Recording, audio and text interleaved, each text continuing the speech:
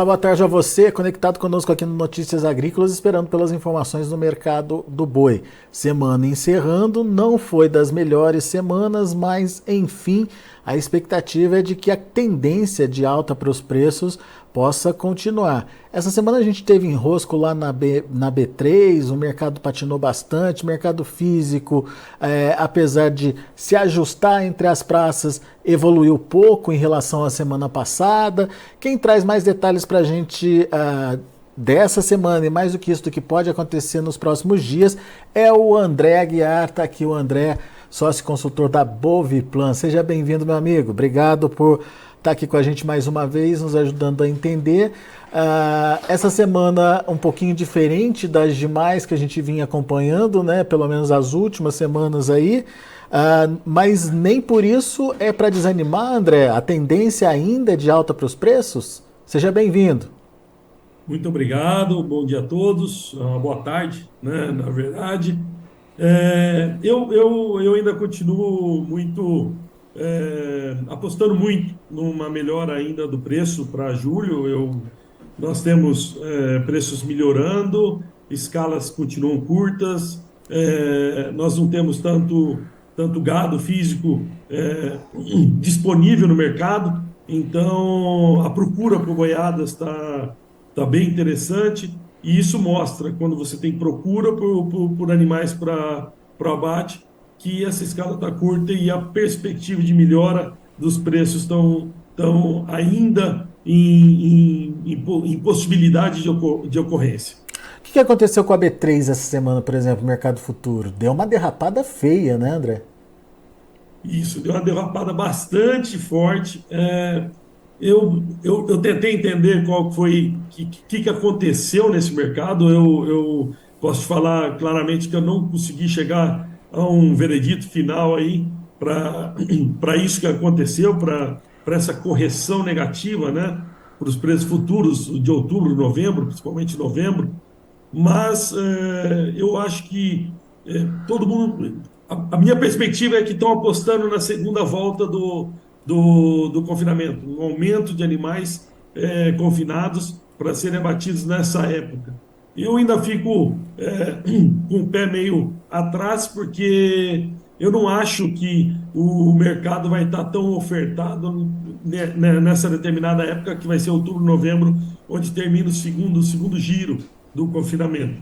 É, por isso que, na grande maioria das vezes, a gente está esperando uma claridade maior no mercado físico e uma aposta maior no mercado físico para essa época do que vai vender hoje no mercado futuro. O que a gente pode ter de perspectiva? Nós tivemos uma melhoria, nós estamos tendo uma melhoria contínua no valor da tonelada exportada, e isso está mostrando nós tivemos de abril para maio, nós estamos tendo de maio para junho ainda os números fechados, não temos os números fechados de junho completos, com fechamento 100%, mas já teve uma amostra de melhoria do valor da tonelada exportada. Então, com isso, tudo uma recuperação da exportação. E pensando que nós temos 25%, 30% do mercado para exportação, nós voltamos a ter uma coisa que não tinha no mês passado, que já é o ágio para o animal, para o boi China, né? Coisas que no mês passado o boi China estava valendo o mesmo valor do boi mercado interno, hoje já temos, excetuando alguns estados, principalmente Minas Gerais, que tinha um ágio do boi China e continua tendo, mas para Mato Grosso do Sul, para São Paulo, que não, nós não tínhamos ágio, né, do boi comum, boi mercado interno para boi China, nós voltamos a ter esse ágio de 2, 3 até 5% no diferencial de arroba. Isso já mostra que os frigoríficos estão apostando, né, nesse mercado de melhoria do preço para exportação. Muito bem. Então, vamos por partes. Quando a gente fala dessa perspectiva para o segundo semestre, quando a gente tinha aquele preço para outubro na casa dos 260 ou acima disso, era estimulante. Voltou para 255. De novo, essas contas fecham, André? Olha, continua fechando pela caída dos grãos, né? Hoje, em Mato Grosso do Sul, tem milho sendo vendido a 38, R$ 40 a saca, ou até menos, dependendo do volume e da forma do pagamento, né? Então, tudo depende, porque os silos estão abarrotados. Então, o pessoal precisa dar vazão um pouco nesse grão, porque ainda continua colhendo o grão da safrinha. Então, nós temos que é, o balanço entre custo da produção da arroba no confinamento versus valor no mercado futuro hoje, em torno de 255 a 257, 252,50, se você está pensando em outubro, ainda é interessante? Ainda é. Porque nós temos, olha só que interessante, o mercado físico recuperou do mês passado para esse mês vamos comparar junho, meados de junho para hoje, início de julho, mas o mercado da reposição continua estagnado. Então, quer dizer, nós tivemos uma melhoria do valor do abate do animal, né? Mas a compra do boi magro ou do bezerro continua estagnada. Quer dizer que a relação de troca melhorou. A relação de troca melhorou com um preço de grão mais baixo, acaba valendo a pena o cara confinar e ainda ter ainda um resultado interessante no final. O ponto é, muita gente está esperando o fechamento no mercado físico e não tentar fechar isso na B3, né? Então, aí vai na aposta de cada produtor.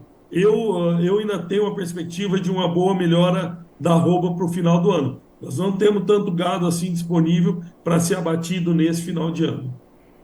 Você acha então que, é, enfim, a, a, a possibilidade aí de oferta para o final do ano, ou de aumento de oferta desse animal confinado, vai existir? E mais do que isso, até que ponto isso pode interferir na precificação, na sua opinião?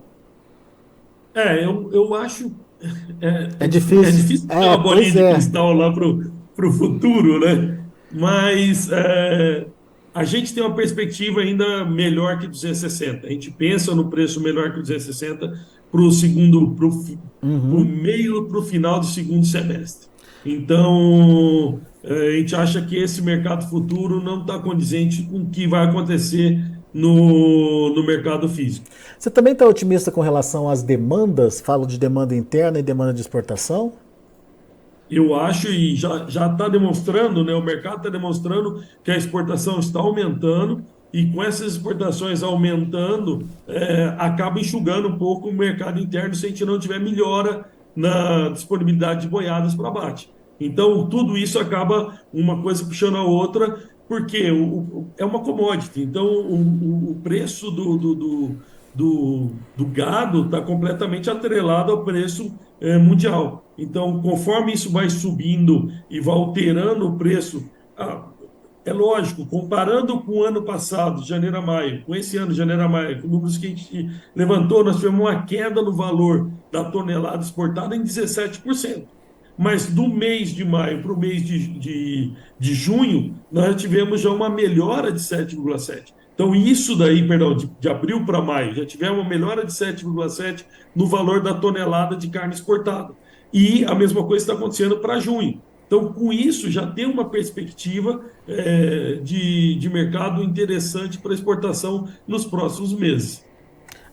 Isso é importante, porque o grande desafio hoje da exportação não é nem volume, porque volume a gente está indo bem, enfim, a gente viu agora no último mês outro recorde aí para o mês de exportação, mas teria ou estariam sendo os preços. Mas quando você traz essa comparação do que acontece desde o início do ano para o que está acontecendo só no mês passado, fica mais claro que existe já um processo de recuperação de preços, inclusive, André. Com certeza. Se a gente for comparar os meses, né, o crescimento de maio do ano passado para maio desse ano, em tonelagem, né, em toneladas exportadas, nós tivemos um aumento de quase 10%. Então, quer dizer, só que com a queda do valor da tonelada exportada de maio do ano passado para maio desse ano foi de praticamente 20%, nós tivemos uma diminuição do valor de ingresso. né? Mesmo exportando mais. Uhum. Então, com essa correção que está acontecendo mês a mês do valor da tonelada exportada, e a gente está a cada mês exportando mais, né? Então essa correlação é mais interessante e passa a ser cada vez mais forçando os frigoríficos a terem que comprar mais carne, e aí, ao comprar mais carne, tem uma demanda maior por boi terminado, e essa demanda maior, com uma oferta mais restrita, acaba valorizando esse boi terminado. E a demanda interna, qual a sua expectativa? Olha, a demanda interna tá se mantendo, teve uma melhora agora no início do mês.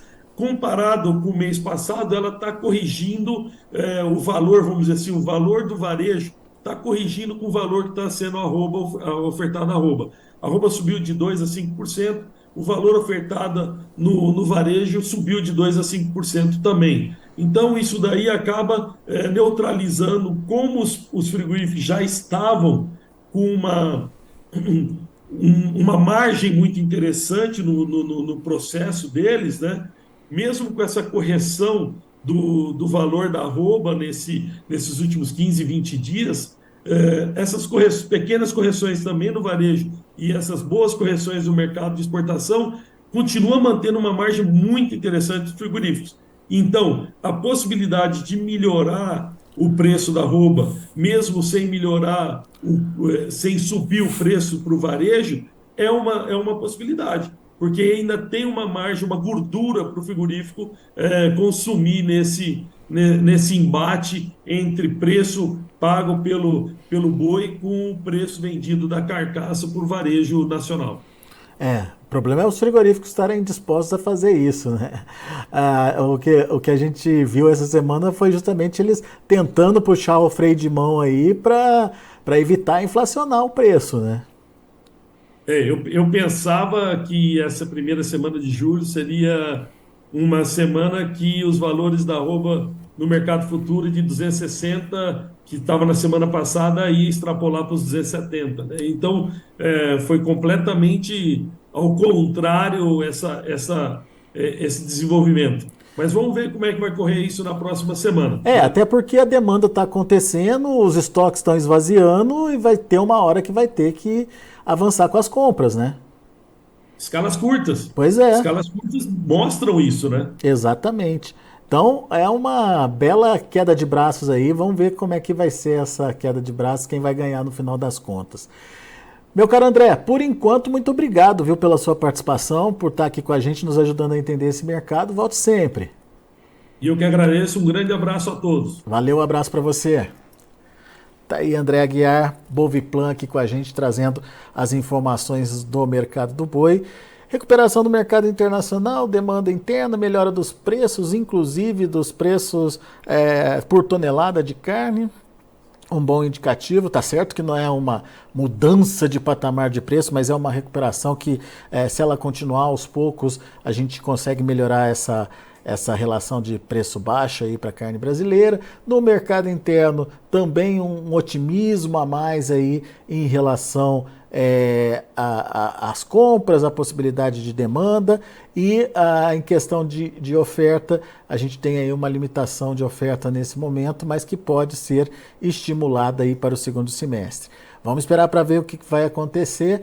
Antes disso, deixa eu passar os números lá da B3, Mercado Futuro, que nesse momento trabalha no vermelho. Olha aí, mais uma sessão negativa, julho 254,50, queda de 0,27%, agosto 253,80, queda de 0,08%, setembro 252,50, queda de 0,37% e outubro R$ 255,45, queda de 0,21%. O indicador CPEA fechou o dia de ontem com alta forte até de 5,15% a R$ 257,30. São os números do indicador, são os números da B3. Deixa eu mandar um recado para vocês que estão nos acompanhando agora aqui pelo Notícias Agrícolas. Já temos os finalistas do prêmio A Melhor História de um Agricultor. São 5 mulheres, 5 histórias incríveis. A votação está aberta, você já pode ir lá no site escolher a sua melhor história. E até o próximo dia 26, essas votações estarão abertas para a sua participação. Tem aí um recado dos nossos patrocinadores. Até lá, você vai acompanhando esses recados e principalmente se familiarizando com as mensagens, dessa vez da Syngenta. Vamos ver? Você já conhece o Acessa Agro? É a plataforma de benefícios da Syngenta. Nela você ganha pontos através da compra de produtos da empresa. São mais de 3 mil itens entre ferramentas para agricultura digital. A gente tem serviços, a gente tem consultorias também à disposição aí para a troca por pontos. Vá agora mesmo ao acessaagro.com.br e conheça mais detalhes. Se você é agro, acessa. Muito bem, a gente fica por aqui, agradeço a sua atenção e audiência. Daqui a pouco a gente volta com outras informações e mais destaques. Continue com a gente.